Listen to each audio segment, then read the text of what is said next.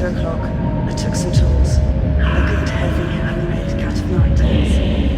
I whipped his bare behind until the blood ran from his legs.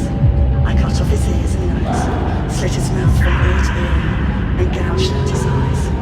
He was dead then, but looked so pretty. I stuck the knife in his belly and held my mouth to his body and drank the warm, sweet blood that flowed.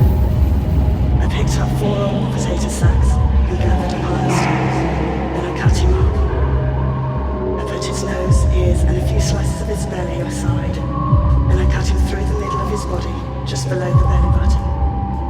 Then cut through his legs about 2 inches below his behind. I wrapped all this up with a lot of paper.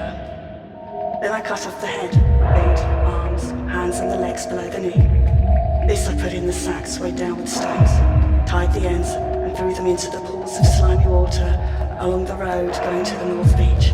I came home with my meat. I had the front of his body, which I liked best. I made a stew out of his ears, nose, pieces of his face and belly. I put in onions, carrots, turnips, celery, salt and pepper. It was so good.